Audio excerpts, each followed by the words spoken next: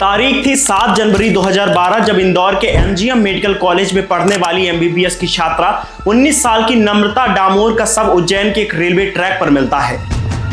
नम्रता डामोर पिछले कुछ दिनों से लापता चल रही थी। शुरुआती पोस्टमार्टम रिपोर्ट में संकेत मिले कि नम्रता डामोर की मौत दम घुटने की वजह से हुई है, जिसके बाद हत्या के एंगल से जांच शुरू होती है। जांच में पाया गया कि नम्रता डामोर के होठों पर चोट के निशान हैं और कुछ दांत भी गायब हैं, लेकिन बाद में पुलिस के द्वारा इसे आत्महत्या करार दे दिया जाता है। इस घटना के ठीक 3 साल बाद आज तक के एक पत्रकार अक्षय सिंह, जो एक बड़े घोटाले की पड़ताल कर रहे थे, वह नम्रता डामोर के पिता मेहताब सिंह डामोर के घर झाबुआ पहुंचते हैं और नम्रता की 2012 में हुई संदिग्ध परिस्थितियों में मौत के बारे में इंटरव्यू लेने के लिए कहते हैं। नम्रता के पिता भी इस इंटरव्यू के लिए राजी हो गए थे। दोनों लोग आमने सामने बैठकर चाय पी रहे थे और तभी आज तक के पत्रकार अक्षय सिंह को खांसी आने लगी, चेहरा अकड़ने लगा, मुंह से झाग निकलने लगा और देखते ही देखते तड़प तड़प कर पत्रकार अक्षय सिंह की मौत हो जाती है। इसके बाद कैमरा डायरी और अक्षय दोनों से हट जाता है और अब वो नम्रता के पिता और घर में रखी नम्रता की तस्वीर को कैद करने लगता है। और ये है अक्षय की डायरी में उसके हाथों से लिखे आखिरी 2 शब्द। इसके बाद डायरी के पन्ने खाली हैं, क्योंकि इसके थोड़ी ही देर बाद इसी कुर्सी पर बैठे बैठे अचानक अक्षय की तबीयत बिगड़ी और फिर कुछ ही देर में अक्षय की मौत हो गई। आज तक के पत्रकार जिस घोटाले की पड़ताल कर रहे थे, उस घोटाले का नाम था मध्य प्रदेश व्यापम घोटाला। इस घोटाले में नम्रता डामोर और अक्षय सिंह ही नहीं बल्कि 56 से अधिक लोगों की संदिग्ध परिस्थितियों में मौत हुई। मरने वालों में कोई आरोपी था तो कोई बिचौलिया, कोई इस मामले में गवाह था तो कोई इस मामले की पड़ताल करने वाला पत्रकार, कोई रोड एक्सीडेंट का शिकार होता है तो किसी की लाश रेलवे ट्रैक पर मिलती है, किसी की मौत को आत्महत्या करार दे दिया जाता है तो किसी की मौत को प्राकृतिक बता दिया जाता है। मरने वालों की इस लिस्ट में आम लोगों के साथ साथ तत्कालीन मध्य प्रदेश के राज्यपाल का बेटा भी शामिल था। सरकारी आंकड़े 23 से अधिक संदिग्ध मौतों की बात करते हैं, लेकिन गैर सरकारी आंकड़े और आरोप 56 से अधिक मौतों की बात कहते हैं। मरने वालों की इस लिस्ट में सबसे बड़ा नाम सामने आता है जबलपुर मेडिकल कॉलेज के तत्कालीन डीन डॉक्टर डीके साकल्ले की, जो व्यापम घोटाले की जांच कर रहे थे। लेकिन एक रोज वह अपने घर से आग की लपटों से घिरे हुए बाहर निकलते हैं और संदिग्ध परिस्थितियों में उनकी मौत हो जाती है। डॉक्टर डीके की मौत के बाद आईएमए के अध्यक्ष डॉक्टर सुधीर तिवारी ने सनसनीखेज खुलासा करते हुए कहा कि उनकी हत्या लेजर गन के द्वारा की गई है। और इस तरह से मध्य प्रदेश में भारत का सबसे बड़ा शैक्षणिक और भर्ती घोटाला सामने आता है। इस घोटाले में मध्य प्रदेश के तत्कालीन मुख्यमंत्री शिवराज सिंह चौहान, उनकी धर्मपत्नी साधना सिंह चौहान, शिक्षा मंत्री, तत्कालीन राज्यपाल के बेटे, आरएसएस के प्रचारक सहित व्यापम से जुड़े हुए कई अधिकारी, कई नेता, मंत्री और भाजपा संगठन से जुड़े हुए कई लोगों का नाम सामने आता है। इस घोटाले को लेकर दावा किया गया कि खुद मुख्यमंत्री और उनकी पत्नी ने अभ्यर्थियों के नाम रिकमेंड किए थे। चलिए आज के इस वीडियो में जानने की कोशिश करते हैं आखिर मध्य प्रदेश व्यापम घोटाले को अंजाम कैसे दिया गया, आखिर 56 से अधिक लोगों की संदिग्ध परिस्थितियों में मौत कैसे हुई, तत्कालीन मुख्यमंत्री शिवराज सिंह चौहान और उनकी पत्नी साधना सिंह चौहान की क्या भूमिका थी, आखिर कैसे खुला व्यापम घोटाले का राज, आखिर व्यापम घोटाले से जुड़े हुए तत्कालीन राज्यपाल के बेटे की मौत कैसे हुई। व्यापम घोटाले में बेटे शैलेश यादव का नाम आने के बाद मध्य प्रदेश के राज्यपाल राम नरेश यादव आज अपने पद से इस्तीफा दे सकते हैं। मध्य प्रदेश के व्यापम घोटाले की जांच It's the biggest revelation in one of the most mysterious deaths in the Vyapam scam. STF ने जांच जो की है वो बहुत अच्छी हुई है। साल था 1982 जब मध्य प्रदेश सरकार के द्वारा इंजीनियरिंग कॉलेज और मेडिकल कॉलेज में एडमिशन के लिए एक बोर्ड का गठन किया जाता है। इस बोर्ड का नाम था व्यावसायिक परीक्षा मंडल, जिसे व्यापम के नाम से भी जाना जाता था। शुरुआत में तो सब कुछ ठीक ठाक चल रहा था, लेकिन जैसे जैसे समय बीतता गया वैसे वैसे व्यापम नेताओं के लिए पैसे कमाने की मशीन और दलालों के लिए दलाली का अड्डा बनता चला गया। ऐसा इसलिए क्योंकि साल 2007-8 में तत्कालीन मुख्यमंत्री शिवराज सिंह चौहान के द्वारा व्यापम को ही राज्य की सरकारी नौकरियों जैसे कि पटवारी भर्ती, सब इंस्पेक्टर भर्ती, पुलिस कांस्टेबल भर्ती, बीएससी और एमएससी नर्सिंग, कॉन्ट्रैक्ट टीचर भर्ती, आबकारी इंस्पेक्टर सहित तमाम तरह की भर्ती परीक्षाओं की जिम्मेदारी व्यापम को ही सौंप दी जाती है। और यहीं से व्यापम बोर्ड में दलाली का खेल शुरू हो जाता है। या यूं कहें कि अगर आपकी जेब में पैसे हैं तो फिर आपको मध्य प्रदेश में मुहमांगी नौकरी के साथ साथ अच्छे कॉलेज में दाखिला भी मिल सकता था। व्यापम बोर्ड में कदम कदम पर दलाल सक्रिय थे, जो कैंडिडेट से पैसा लेकर नेता, मंत्री और सिस्टम से जुड़े हुए लोगों से सेटिंग बनाकर कैंडिडेट्स के मुश्किल से मुश्किल परीक्षाओं को पास कराने की जिम्मेदारी ले लेते थे। व्यापम बोर्ड द्वारा आयोजित कई भर्ती परीक्षाओं में गड़बड़ी की आवाज वर्ष 2007 से ही लगातार उठ रही थी, लेकिन बार बार इन तमाम आवाजों को बेबुनियाद आरोप बोलकर दबा दिया जाता था। लेकिन साल 2013 में पहली बार व्यापम घोटाले से जुड़े हुए लोगों का नाम सामने आता है। 6 जुलाई 2013 जब एक नंबर से इंदौर पुलिस की क्राइम ब्रांच टीम को एक फोन कॉल आता है। फोन पर बात कर रहे व्यक्ति ने बताया कि आज दोपहर 12 बजे और दोपहर 3 बजे 2 शिफ्ट में व्यापम द्वारा आयोजित होने वाली पीएमटी यानी कि प्री मेडिकल टेस्ट परीक्षा में भाग लेने के लिए दूसरे राज्यों से कई सॉल्वर आए हुए हैं। फोन कॉल करने वाला व्यक्ति कहता है कि कुछ ऐसे लोग आए हैं जो किसी दूसरे व्यक्ति के स्थान पर परीक्षा में बैठेंगे। कुछ लोग अपने से बगल में बैठे व्यक्ति को नकल करवाने के लिए परीक्षा दे रहे हैं। सूचना मिलने के बाद इंदौर पुलिस की टीम शहर के कई अलग अलग होटलों में छापामार कार्रवाई करती है और यहां से कुल 20 से 25 की संख्या में सॉल्वर यानी कि मुन्ना भाई को गिरफ्तार किया जाता है। जब इनसे पूछताछ की गई तो मालूम चला कि इनमें से ज्यादातर लोग किसी और को नकल करवाने आए हैं और कुछ लोग किसी दूसरे कैंडिडेट्स के स्थान पर पीएमटी की परीक्षा देने वाले हैं। इस काम के बदले इन सॉल्वर को 50,000 से लेकर 15 लाख रुपए परीक्षा के अनुसार दिए जाते थे। यह पहली बार था जब पुलिस के हाथ व्यापम घोटाले तक पहुंच चुके थे। ऐसे में सबसे बड़ा सवाल उठता है कि आखिर इन मुन्ना भाइयों को इंदौर किस व्यक्ति ने बुलाया था। जब इस पूरे मामले की पड़ताल की गई तो पाया गया कि इन सॉल्वर को इंदौर बुलाने वाला व्यक्ति कोई और नहीं बल्कि डॉक्टर जगदीश सागर था, जो व्यापम बोर्ड में दलाली का काम करता था। बाद में इंदौर पुलिस इस सरगना डॉक्टर जगदीश सागर को मुंबई से गिरफ्तार करती है। इंदौर पुलिस को डॉक्टर जगदीश सागर के पास से लगभग 300 से भी अधिक कैंडिडेट्स की लिस्ट मिलती है, जिनमें से व्यापम बोर्ड के अलग अलग परीक्षाओं को पास करने के लिए डील हुई थी। डॉक्टर जगदीश सागर की गिरफ्तारी के बाद सरकार ने 26 अगस्त 2013 को एक स्पेशल टास्क फोर्स यानी कि एसटीएफ का गठन किया था। डॉक्टर जगदीश सागर की गिरफ्तारी के बाद व्यापम में बैठे दलालों में खलबली मच जाती है।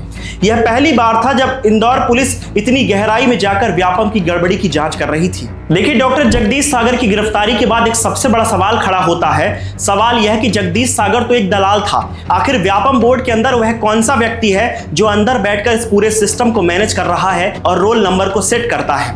क्योंकि ऐसा कैसे हो सकता है कि हर एक भर्ती परीक्षा में नकल करने वाले और नकल करवाने वालों का रोल नंबर एक साथ पड़ता है। इसी सवाल को लेकर जब जगदीश सागर से पूछताछ की गई तब जगदीश सागर अपना मुंह खोलता है और बताता है कि व्यापम बोर्ड के अंदर बैठकर chief system analyst Nitin Mahindra, system analyst Ajay Sen पूरा खेल अंदर से मैनेज करते थे। दरअसल यह लोग रोल नंबर को ऐसे सेट किया करते थे कि नकल करने वाले और नकल करवाने वाले दोनों लोगों का रोल नंबर आगे पीछे पड़ता था, जिससे नकल करके व्यापम की परीक्षा को पास किया जाता था। इस काम में व्यापम के एग्जाम कंट्रोलर पंकज त्रिवेदी से लेकर प्रोग्रामर सीके मिश्रा तक का नाम भी सामने आता है, जिनकी मदद से इस तरह की हेरफेर की जाती थी। पुलिस के द्वारा इन सभी लोगों को गिरफ्तार कर लिया जाता है। धीरे धीरे व्यापम घोटाला सड़क से लेकर सदन तक, आम आदमी से लेकर जनप्रतिनिधि तक सबकी जुबान पर छा जाता है। इस दौरान भयंकर दबाव के बाद मध्य प्रदेश के मुख्यमंत्री शिवराज सिंह चौहान के निर्देश पर 26 अगस्त 2013 को एसटीएफ यानी स्पेशल टास्क फोर्स का गठन किया जाता है, जो इस व्यापम घोटाले की जांच के लिए बनाई गई थी। तमाम सबूतों और गवाहों के आधार पर एसटीएफ अपनी जांच को आगे बढ़ाती है। तब मालूम चलता है कि सिर्फ पीएमटी एग्जाम ही नहीं बल्कि व्यापम द्वारा आयोजित किए जाने वाले अन्य सरकारी एग्जाम जैसे कि food inspector, police constable, Ayurvedic medical officer और कॉन्ट्रैक्ट टीचर जैसे एग्जाम में भी बड़े स्तर पर धांधली की गई है। व्यापम घोटाले की इन्वेस्टिगेशन चल ही रही थी कि इसी बीच हिंदुस्तान टाइम्स अपनी एक रिपोर्ट पब्लिश करता है, जिसमें दावा किया जाता है कि इस जुगाड़ को सेट करने के लिए पीएमटी के कैंडिडेट से 15-15 लाख रुपए और पीजी एग्जाम के कैंडिडेट से 50-50 लाख रुपए तक लिए जाते थे। दोस्तों, वीडियो में आगे बढ़ने से पहले आप सभी से अपील है कि अगर आपको हमारा वीडियो पसंद आता है तो कृपया चैनल को सब्सक्राइब जरूर करें। देखिए, यह लोग व्यापम घोटाले को कई अलग अलग तरीके से अंजाम देते थे, जिसमें से सबसे अधिक इंजन बोगी प्रणाली का इस्तेमाल किया जाता था, जिसमें यह लोग इंजन के रूप में किसी ऐसे व्यक्ति को एग्जाम में बैठाते थे जो पहले से इस परीक्षा को पास कर चुका है या फिर काफी पढ़ा लिखा हुआ है, और बोगी के रूप में उन कैंडिडेट्स का इस्तेमाल किया जाता था जिनको परीक्षा पास करवानी थी। जो व्यक्ति इंजन का काम करता था वह चुपचाप बैठकर एग्जाम हॉल में अपनी कॉपी लिखता था, और जो बोगी थे यानी कि जो कैंडिडेट्स थे वह लोग इस व्यक्ति की कॉपी में लिखे हुए शब्द को ठीक उसी तरह से अपनी कॉपी में उतार लेते थे, और इस तरह से बिना पढ़े लिखे ही पैसे के दम पर परीक्षा को पास किया जाता था। इसके लिए व्यापम बोर्ड के अंदर बैठे लोगों के द्वारा रोल नंबर को ऐसे सेट किया जाता था ताकि इंजन बोगी फॉर्मूला काम कर सके। कई बार यह फॉर्मूला काम करता था, लेकिन इसमें संदेह होने की संभावनाएं काफी थी, जिसके कारण यह लोग कैंडिडेट्स को ही चेंज कर देते थे। यह लोग ओरिजिनल कैंडिडेट्स की जगह पर मुन्ना भाई यानी कि डुप्लीकेट कैंडिडेट्स को बैठाते थे। इसके लिए एडमिट कार्ड में फोटो तक बदल दिया जाता था। इसके अलावा इन तमाम सुविधाओं को और अधिक अपग्रेड किया गया और अब ओरिजिनल कैंडिडेट्स जो एग्जाम देने के लिए परीक्षा हॉल पर बैठते थे, लेकिन यह लोग पूरी की पूरी OMR सीट ही खाली छोड़कर चले आते थे, जिन्हें बाद में व्यापम बोर्ड के लोगों के द्वारा ही भरा जाता था। देखिए, व्यापम बोर्ड के द्वारा कई तरह की परीक्षाओं को आयोजित कराया जाता था और हर एक परीक्षा में ऐसे ही जुगाड़ को सेट किया जाता था। ऐसे में हिसाब किताब रखने के लिए यह लोग तमाम तरह का डाटा एक एक्सेल सीट पर रखते थे, यानी किस व्यक्ति को परीक्षा में बैठाया गया है और उस व्यक्ति को किस नेता, मंत्री, अधिकारी ने रिकमेंड किया है, यह सब कुछ एक एक्सेल सीट और पेन ड्राइव में रखा जाता था। और यहीं से पहली बार मध्य प्रदेश के मुख्यमंत्री शिवराज सिंह चौहान, उनकी पत्नी साधना सिंह चौहान, शिक्षा मंत्री लक्ष्मीकांत शर्मा, उमा भारती सहित तमाम लोगों का नाम इस व्यापम घोटाले से जुड़ता है।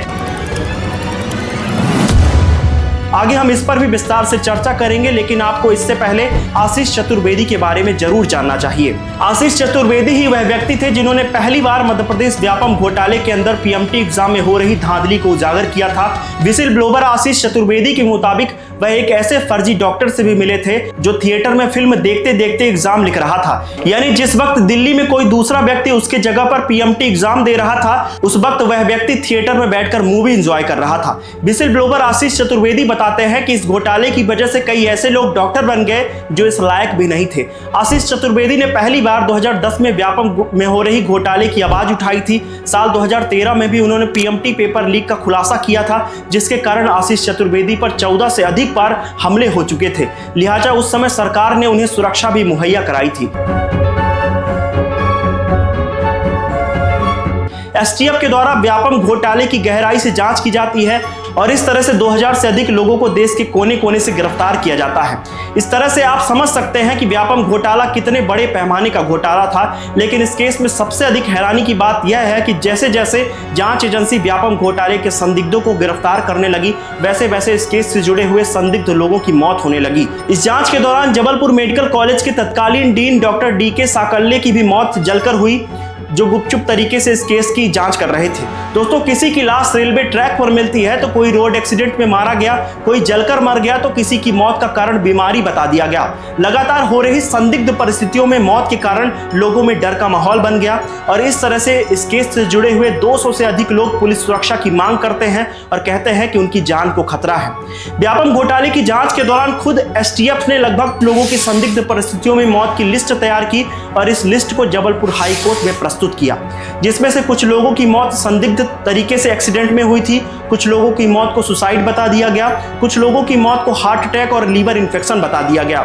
मरने वालों में कोई सॉल्वर था तो कोई अभ्यर्थी, कोई व्यापम से जुड़ा हुआ अधिकारी था तो कोई बिचौलिया। सबसे बड़ा झटका तब लगता है जब खुद मध्य प्रदेश के तत्कालीन राज्यपाल राम नरेश यादव के बेटे शैलेश यादव की भी मौत हो जाती है। शैलेश यादव उन हाई प्रोफाइल नामों में से एक थे जिन्हें कुछ दिन पहले ही इस केस की जांच कर रही STF के द्वारा पूछताछ के लिए नोटिस भेजा गया था। आरोप था कि शैलेश यादव ने कई कैंडिडेट्स को पास कराने के लिए बिचौलियों से पैसे लिए थे। शैलेश यादव पर आरोप लगता है कि वह भी इस व्यापम घोटाले में शामिल थे। लिहाजा नोटिस का जवाब देने से पहले ही शैलेश यादव की रहस्यमयी तरीके से सड़क हादसे में मौत हो जाती है। शैलेश की मौत के बाद परिवार के लोगों ने आगे की जांच कराने से ही मना कर दिया। इसके अलावा हाई कोर्ट के द्वारा इस केस पर नजर रखने के लिए जो SIT यानी स्पेशल इन्वेस्टिगेशन टीम को नियुक्त किया था, उस टीम ने भी माना कि साल 2012-13 से जब से व्यापम घोटाले की जांच शुरू हुई है, तब से लेकर 2015 तक कुल 32 लोगों की संदिग्ध तरीकों से मौत हुई है। दोस्तों, यह एक सरकारी आंकड़ा है, गैर सरकारी आंकड़ा इसके भी पार जाता है, क्योंकि कई लोगों की मौत को सामान्य बता दिया जाता है। मीडिया सूत्रों और विपक्ष के नेताओं द्वारा यह आंकड़ा 56 के पार बताया जाता है। व्यापम घोटाले के दौरान लगातार हो रही मौत के सवाल पर मध्य प्रदेश भाजपा सरकार के तत्कालीन गृह मंत्री बाबूलाल गौर कहते हैं कि जिस व्यक्ति का जन्म हुआ है उसे एक न एक दिन मरना है। अरे रोज ही मरते भाई लोग, जो आया है वो तो जाएगा।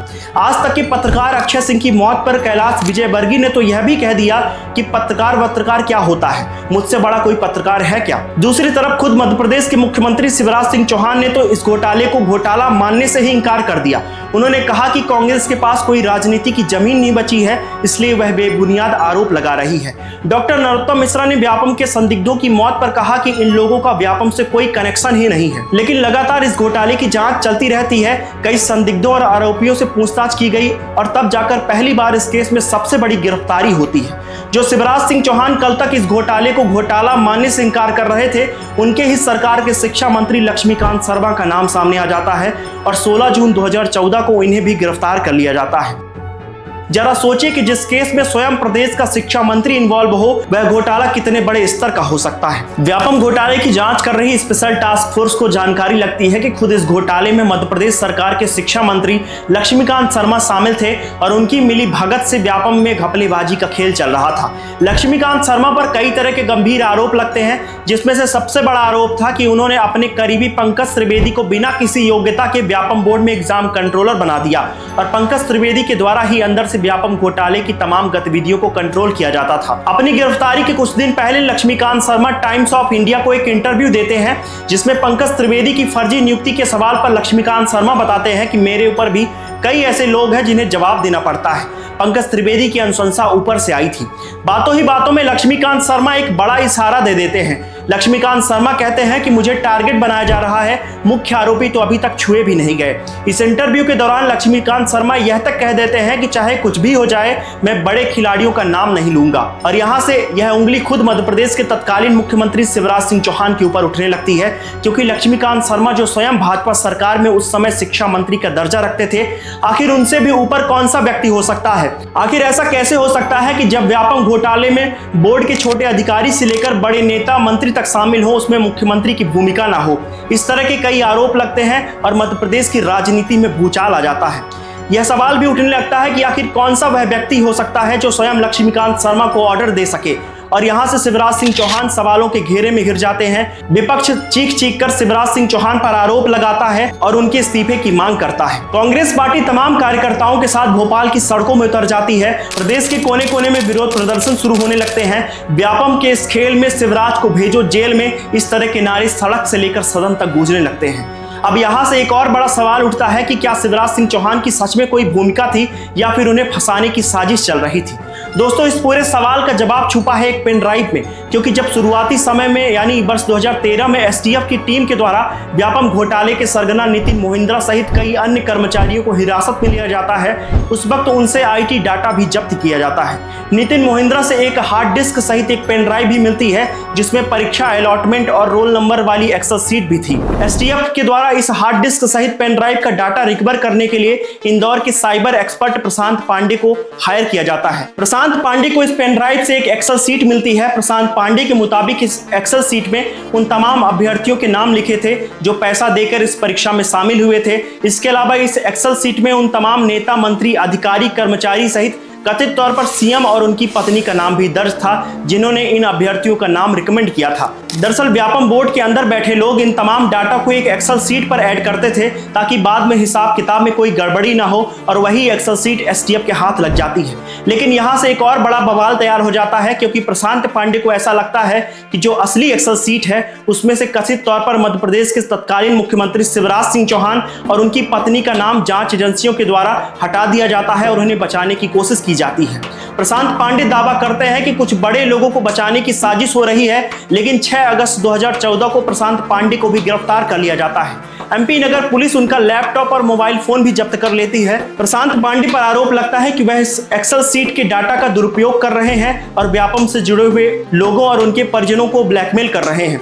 कुछ दिन जेल में बिताने के बाद 10 अगस्त 2014 को उन्हें जमानत पर रिहा कर दिया जाता है। प्रशांत पांडे बाद में आरोप लगाते हैं कि पुलिस और एसटीएफ के द्वारा उन्हें इसलिए फंसाया जा रहा है क्योंकि वह जानते हैं कि इस घोटाले में भाजपा नेता और मुख्यमंत्री शिवराज सिंह चौहान की क्या भूमिका है और उनके पास इस बात के डॉक्यूमेंट भी है। देखिए, यह तमाम बातें मैं अपने मन से नहीं बोल रहा हूं, बल्कि यह बातें लिखी हुई हैं, जिसका लिंक आपको डिस्क्रिप्शन बॉक्स में मिल जाएगा। प्रशांत पांडे को अब अपनी जान का डर सताने लगा, जिसके कारण वह सुरक्षा की मांग भी करते हैं और कांग्रेस सरकार में पूर्व मुख्यमंत्री दिग्विजय सिंह की शरण में चले जाते हैं। जिसके बाद प्रशांत पांडे एक पत्रकार वार्ता आयोजित कर मीडिया के सामने कई बड़े चौंकाने वाले खुलासे करते हैं। प्रशांत पांडे जांच करने वाली एसटीएफ पर आरोप लगाते हैं कि व्यापम बोर्ड के अधिकारी नितिन मोहिंद्रा के पास से जो पेन ड्राइव और एक्सेल शीट मिली थी उसे टेम्पर किया गया है, यानी उस एक्सेल शीट के साथ छेड़छाड़ की गई है।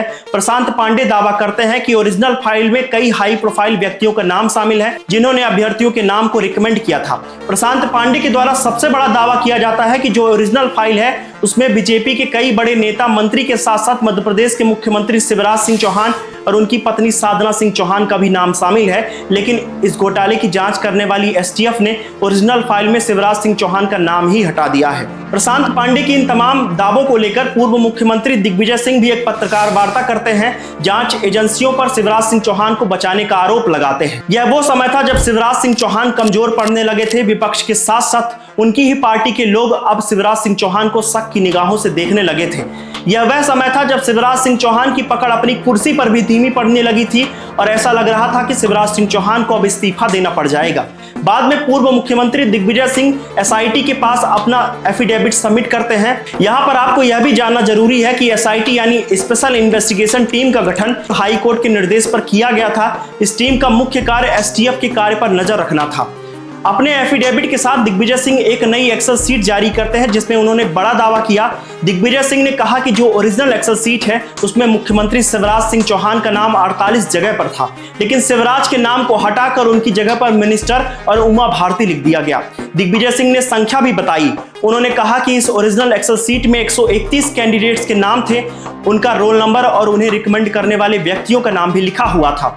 दिग्विजय सिंह ने कहा कि इस एक्सेल शीट पर 48 जगह शिवराज सिंह चौहान का नाम था, लेकिन उनका नाम हटाकर 21 जगह पर सिर्फ मिनिस्टर, 7 जगह पर उमा भारती, 1 जगह पर एमएस और 1 जगह पर राजभवन लिख दिया गया। इसके अलावा दिग्विजय सिंह ने दावा किया कि 18 जगह पर शिवराज सिंह चौहान का नाम हटाकर उसे खाली छोड़ दिया गया।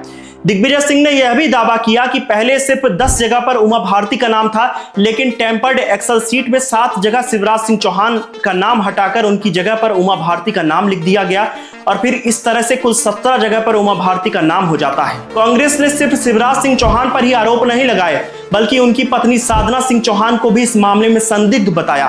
कांग्रेस प्रवक्ता के मिश्रा ने कहा कि साल 2012 में हुए ट्रांसपोर्ट भर्ती परीक्षा में 17 कैंडिडेट्स महाराष्ट्र के गोंदिया जिले से थे, जो साधना सिंह का मायका है। के मिश्रा ने आरोप लगाया कि इन 17 लोगों ने फर्जी तरीके से परीक्षा पास की है और नौकरी पाई है। इसके अलावा सबसे बड़ा आरोप यह भी लगाया कि जब यह वैकेंसी निकाली गई थी तब मात्र 198 लोगों की जगह थी, लेकिन व्यापम ने फर्जी तरीके से 332 लोगों को नौकरी दे दी। हालांकि बाद में इस आरोप की जांच की गई तो 17 लोग शिवराज सिंह चौहान की पत्नी के मायके यानी कि गोंदिया जिले के पाए गए। उन्होंने फर्जी तरीके से परीक्षा पास की थी। के मिश्रा ने आरोप लगाया कि जांच एजेंसी को सब कुछ मालूम है, इसके बावजूद भी शिवराज सिंह चौहान की पत्नी साधना सिंह चौहान से कोई पूछताछ नहीं की गई। दिग्विजय सिंह ने साधना सिंह पर आरोप लगाए। उन्होंने कहा कि शिवराज सिंह चौहान की पत्नी साधना सिंह ने 2 लड़कियों का नाम संविदा शिक्षक भर्ती में फर्जी तरीके से नौकरी दिलाने के लिए रिकमेंड किया था। दिग्विजय सिंह ने सबूत के तौर पर कुछ मैसेज भी पब्लिक किया और कहा कि साल 2012 में हुई कॉन्ट्रैक्ट टीचर भर्ती में प्रेमलता पांडे और संध्या पांडे का नाम शिवराज सिंह चौहान की पत्नी साधना सिंह ने ही रिकमेंड किया था, क्योंकि नितिन मोहिंद्रा द्वारा मिली एक्सेल शीट में भी प्रेमलता पांडे और संध्या पांडे का नाम लिखा था, लेकिन उस एक्सेल शीट में इन दोनों लोगों को किस व्यक्ति ने रिकमेंड किया था उसकी जगह खाली थी। व्यापम घोटाला उजागर होने के बाद प्रेमलता पांडे और संध्या पांडे की नियुक्ति को रद्द कर दिया जाता है, लेकिन सबसे बड़ी हैरानी की बात यह है कि साल 2013 में अचानक प्रेमलता पांडे की भी मौत हो जाती है। कांग्रेस के द्वारा इस पत्रकार वार्ता में साइबर एक्सपर्ट प्रशांत पांडे के द्वारा कही गई बातों को मीडिया के सामने रखा जाता है। इसके अलावा यह भी दावा किया जाता है कि कोर्ट में जो एक्सेल शीट पेश की गई है वह टेम्पर्ड है, यानी एक्सेल शीट के साथ छेड़छाड़ की गई है। दिग्विजय सिंह ने एसआईटी पर आरोप लगाया और कहा कि नितिन मोहिंद्रा के पास से जो एक्सेल शीट मिली थी, इस एक्सेल शीट में शिक्षा मंत्री लक्ष्मीकांत शर्मा का नाम था, जिसके बाद उन्हें गिरफ्तार कर लिया गया और वह 1 साल से जेल में है, लेकिन शिवराज सिंह चौहान से कोई पूछताछ तक नहीं की गई। दिग्विजय सिंह के द्वारा एक्सेल शीट से छेड़छाड़ करने का आरोप लगाया जाता है। बाद में एसआईटी के द्वारा नितिन मोहिंद्रा से जब्त की गई हार्ड ड्राइव को गुजरात के गांधीनगर स्थित गवर्नमेंट फॉरेंसिक लैब में भेज दिया जाता है, जहां पर इस हार्ड ड्राइव की जांच की जाती है। जांच रिपोर्ट आने के बाद गवर्नमेंट फॉरेंसिक लैब ने रिपोर्ट प्रस्तुत किया और कहा कि इस हार्ड ड्राइव को टेम्पर्ड नहीं किया गया है, यानी इससे कोई छेड़छाड़ नहीं की गई है।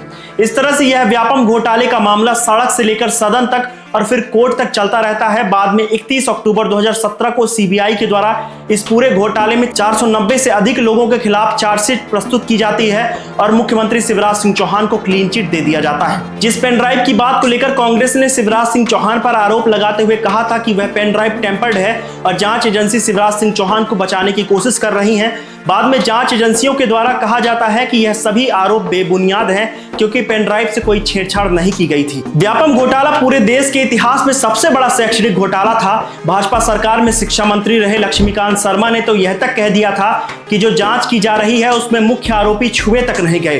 दोस्तों, यह घोटाला एक ट्रायंगल यानी त्रिभुज की तरह था जिसमें नीचे अभ्यर्थी, उनके अभिभावक, छोटे मोटे अधिकारी कर्मचारी थे और ट्रायंगल के ऊपर के हिस्से में बड़े बड़े लोग थे। और दावा किया जाता है कि यह बड़े बड़े लोग जिन पर घोटाले के आरोप लगे, लेकिन यह आरोप कभी सिद्ध ही नहीं हो पाए। व्यापम घोटाला इतना बड़ा था कि आज भी इससे जुड़े हुए लोगों और परिवारों की रूह कांप जाती है। इस घोटाले ने कई हंसते खेलते परिवार को बर्बाद कर दिया, कई लोगों की राजनीति खत्म कर दी, कई लोगों को जेल की सलाखों के पीछे भेज दिया, कई रसूखदारों को सड़क पर लाकर रख दिया। इस व्यापम घोटाले से जुड़ी हुई एक कहानी डॉक्टर राजेंद्र आर्य की भी है, जिन्हें इस घोटाले में अभियुक्त बनाया गया था। राजेंद्र आर्य 6 महीने तक जेल में रहे और फिर संदिग्ध परिस्थितियों में उनकी भी मौत हो जाती है। राजेंद्र आर्य जैसे कई ऐसे परिवार हैं जो इस घोटाले के बाद तहस नहस हो गए। कई ऐसे लोग भी हैं जो आज भी जेल की सलाखों के पीछे सजा काट रहे हैं। यह घोटाला उजागर होने के बाद व्यापम को 2015 में हमेशा के लिए बंद कर दिया जाता है, लेकिन आज भी मध्य प्रदेश की अलग अलग भर्ती परीक्षाओं में घोटाले की शिकायत लगातार सामने आ रही है, चाहे वह बात नर्सिंग घोटाले की हो या फिर पटवारी भर्ती की हो।